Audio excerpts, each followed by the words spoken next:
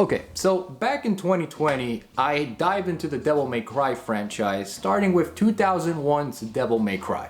I got the HD collection for the PS4, booted that baby up, streamed it on Twitch with a very crusty mic like the ones you hear in Call of Duty, and to the audience of 2 people, I went through the entire game to the best of my abilities. And based on what I remembered...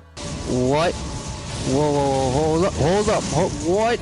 Yeah, I had a great time. I'm just teasing you guys, but I'm not wrong in wanting to express my sentiments about this here old gem of a series, especially we got this here lovely lady, which might have I asked for your phone. I'm okay.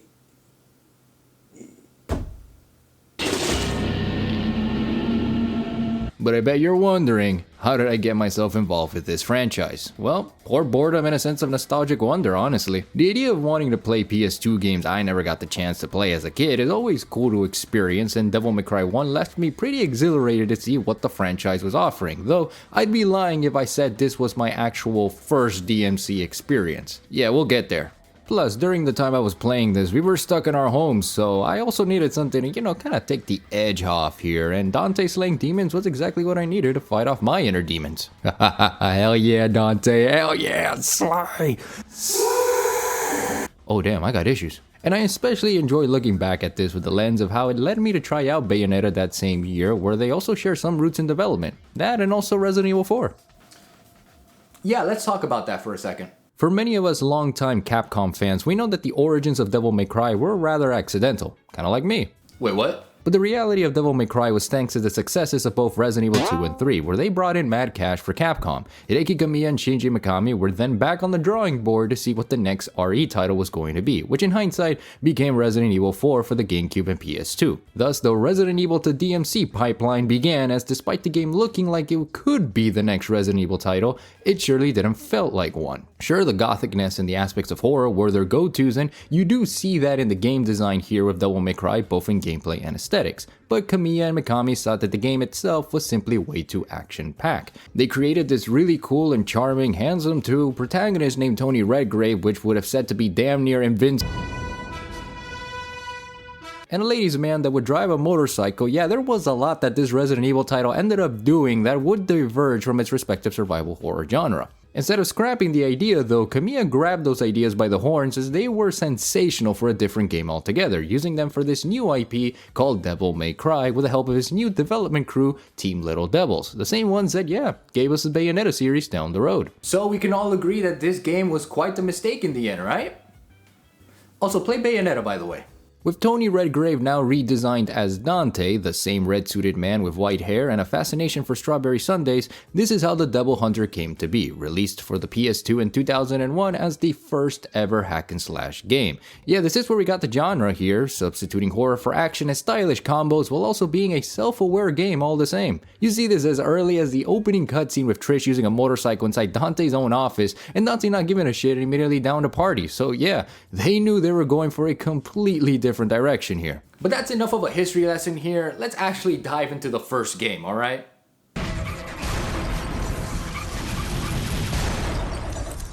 Let's rock, baby.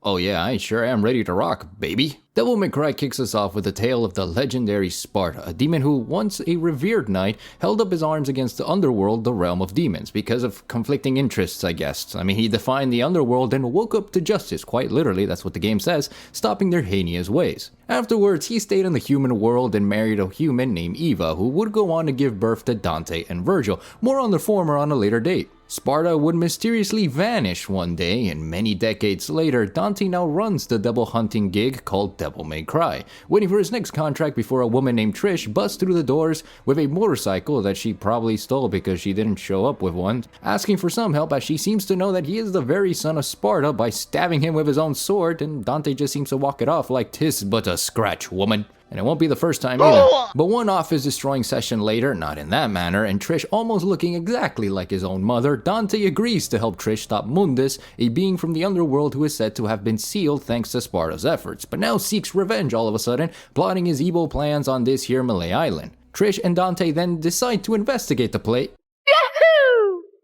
Dante then decides to investigate the place and basically puts a stop to Mundus' evil schemes. Yeah, nothing much happens to be honest, and I don't think the game really expects you to really care, as you have Dante mowing down enemies left and right like he's really having the time of his life. Who can blame him when we have these demonic puppets to tear into, lay good combos on these lizards that remind me of the ones from the Legend of Zelda franchise, or shoot these bugs in the sewers that definitely doesn't scream Resident Evil 4 prototype like I mentioned earlier. In fact, that was all that screamed to me half the time, and it was mostly because of how Melee Island had parts that were just the cathedral portion of Resident Evil 4. You can put the two side by side and you won't really see much of a difference. But that's about as much of a comparison as you can get between the two, honestly, because Devil May Cry 1, it's still its own game at the end of the day. An action-packed one filled with a sense of kinetic energy as you're going through the motions and occasionally being humbled by some enemies or bosses here and there. I know that's happened to me a few times, and boy, that was fun. Sometimes the game even throws you some cheap shots from enemies as soon as the cutscene ends, like in this instance where you fight off these two frost-looking panther things. Like, let me see what Dante calls them. Yeah, Frost. Yeah, nice one there, Dante. Anyways, they immediately make a beeline to you. Like, ow! You see that? That's what I mean. But once Dante steps foot on Melee Island, that's basically it for the plot. Like, it doesn't exist until the end game, and that can cause a major case of whiplash because, again, no one addresses things in between. I mean, except for a few instances here and there, just as a nudge to the player saying that, oh yeah, we have a story by the way. While you're exploring the island though, there are a few cool details through Dante's perspective about what he thinks about the place, but once you read his inner thoughts, you realize that, yeah, he doesn't care. Like, the dude is coming from a place of indifference, and to be honest, I understand Dante. You got this giant ass lava spider standing in your way. What importance does this statue have in the middle of the castle? Nothing! That's what! The whole time you're playing, Dante's just got one thing on his mind, and that's the mission, stopping whatever comes his way, making the plot a more cut-to-the-chase approach with little time to waste. By late game, it does remind you that yeah, there is a plot in all of this, like how it's revealed that Nilo Angelo is actually Dante's twin brother Virgil this whole time, and under the control of Mundus before Dante sort of woke him up with a grenade launcher. And how Trish was secretly working with Mundus before she ends up betraying him because Dante saved her from impending doom. So I guess that was easy. I mean, Dante, not 2 seconds ago she was giving you the Palpatine treatment. What the hell kind of chivalry is this? Dante also reaches Mundus towards the end, since in case you forgot, that was the whole reason why he even agreed to go to Melee Island, and it was just standard good versus evil if you ask me. After Mundus gives Trish the boot, Dante goes all berserk to seek the vengeance he's long waited, giving the stone statue a piece of the Sparta action, which I look back at this final boss and wonder, how the hell did I get stuck on this 5 years ago? I mean, I beat the first phase in one try, and that was because I spammed this dragon on his ass, which clears a third of his health, and later just proceeded to use guns for the second phase. I guess because hindsight is 20/20 here in this case. That's actually funny because I also played this game in 2020, so that was unintentional, by the way. Like, I'm looking at the script, that was not intentional. Anyway, looking back at the footage of me cheesing this fight, and then coming back to how I played it like 5 years ago, yeah, I sure was a dumbass back then. But Dante defeats Mundus and escapes Melee Island as it explodes behind him in typical Resident Evil fashion, and with the help of Trish, renames his shop Devil May Cry to Devil Never Cry, and well, yeah, let's just say that title won't last very long. Devil May Cry is pretty straightforward when it comes to the story they wanted to present here, and a part of me really enjoyed the presentation it ultimately gave regarding the characters. Outside of the voice acting because, yeah, you know, I bet some of you were waiting to see what I had to say about that one. It was fine. Yeah, voice acting was fine. Not that many complaints, honestly. Oh, you want me to show the infamous scene in terms of the voice? You want me to do that bit, right? Like the most iconic bit in all of Devil May Cry. You want me to do that? Fine. We'll roll the clip. Go ahead. To fill your dark soul with light.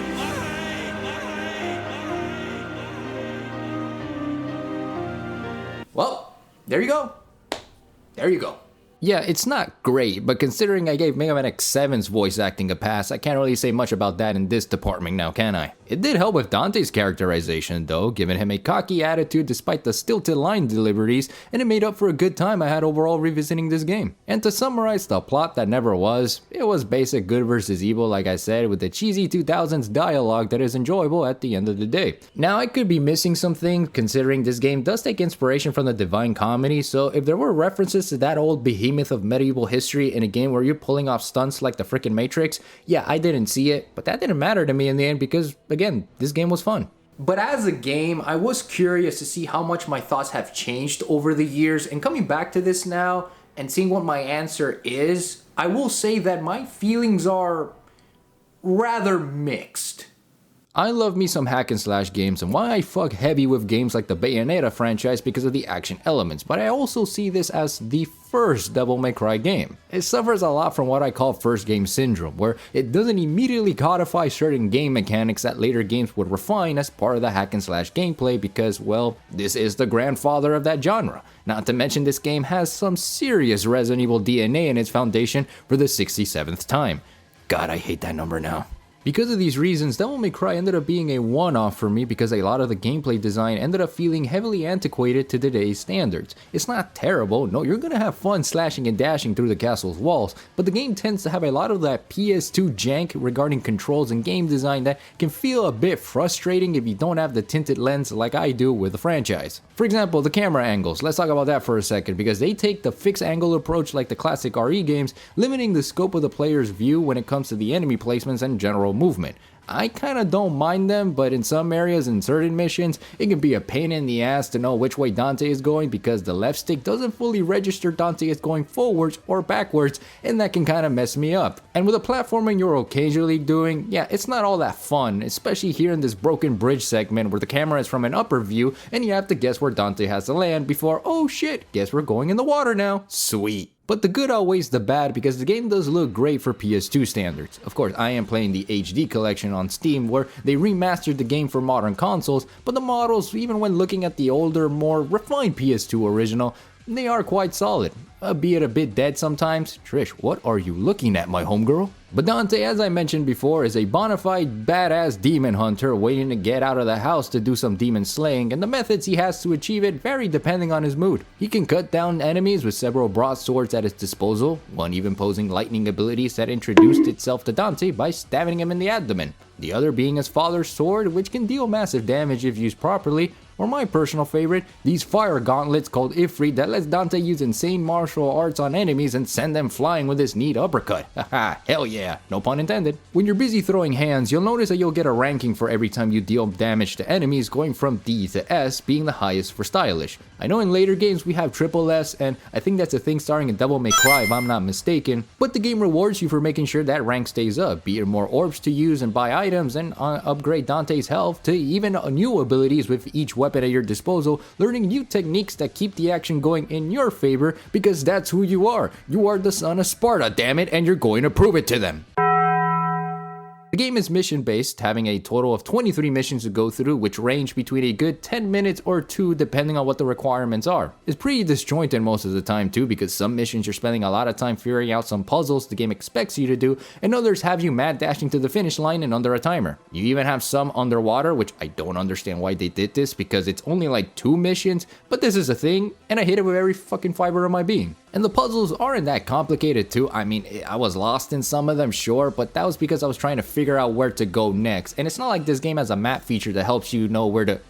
Oh shit, it does. After each mission you complete, you're also rewarded with more orbs and a total rank based on how well you completed it. I didn't go past C most of my time here, making for one funny looking report card looking back, and I think it's because of the difficulty the game gives, where you will be throwing in the towel every now and then with some boss fights and enemies. Seriously, my ass was kicked in some missions that after it was over and I saw that D rank, I said to myself, okay, that's good enough for me, because damn, I sure was shown the steps to heaven. But boss fights as a whole were a treat to go through, and while I died a ton in some of them, I popped those yellow orbs like it was candy and just kept going. I didn't immediately feel frustrated because the game wasn't punishing me, but more so me not playing it well enough, and there's merit to thinking that way. Devil May Cry wants you to stay as active as possible, making sure you exploit some openings and deal as much damage as possible, rewarding players who do just that. Or you could just play it safe with the various guns Dante has on him if you're not so much for close combat and more for that safe distance. It won't affect much of your rank if that sort of thing even mattered to you,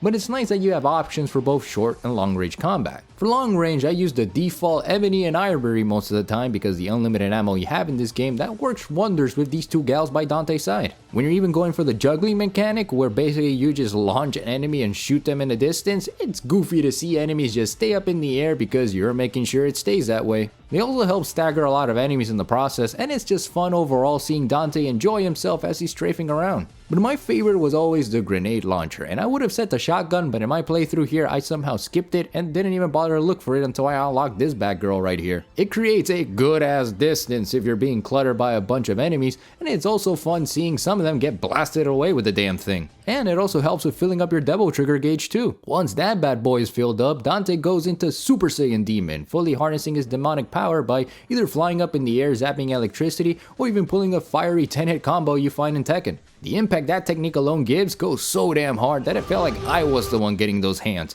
and not the poor Frost guy who again surprised the fuck out of me earlier. Yeah, you get what you deserve. Devil Trigger also regenerates your health while in the process, which is a neat perk and why towards the end of the game I found myself upgrading the meter so I can abuse the hell out of it and not use health items, which can decrease your overall rank in the mission. It was exhilarating to see Dante go ham with these abilities, and in the case of Alistair's Flying Raid, I think that's what it's called, it helps with ground control because enemies aren't airborne all the time, making for an exploit that is fun to watch because it's like Dante is saying, I'm your god now. But this doesn't mean Dante has his own skills to use because he sure damn does, but Devil Trigger does a good job at dealing raw damage that while it does feel like cheating, I think it's more of a reward for the combo game you're already pulling. And listen, I'm not that proficient in pulling off simp combos as you can see in the footage here, so I can't fully explain in detail how much you can utilize everything at your arsenal, because in case you noticed, most of the gameplay at the end of the day ended up being the same combo over and over again and just spamming guns. However, since the game again wants you to stay as vigilant as ever, any lack of awareness can result in you getting your shit kicked in, and that's not fun when you're getting your ass handed to some enemies here and there,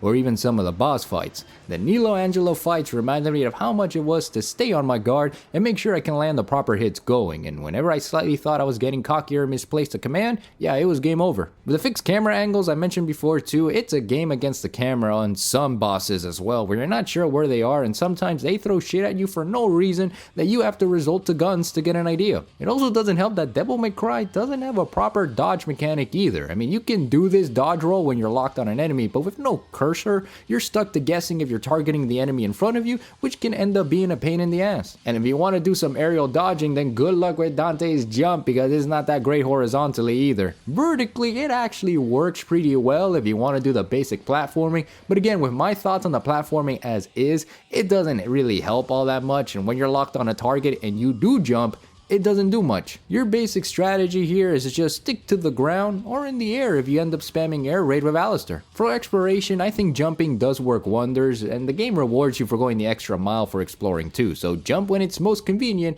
and you'll get something out of it, I'm sure. You even get secret missions as a bonus to get more blue orbs to increase your health items, and while some require a guide, it's fun to just poke around and see if you do find one of these things on your own. Except there's one secret mission when you have to jump on these skeleton heads, man, fuck them. A good 10 minutes trying to position myself to get the blue orb fragment, and every time they were opening their mouths, it was like they were laughing at me every time I failed. Okay, I get it, guys, I was so close, shut up. But coming back to this game after 5 years, I am starting to understand why I didn't revisit it as often.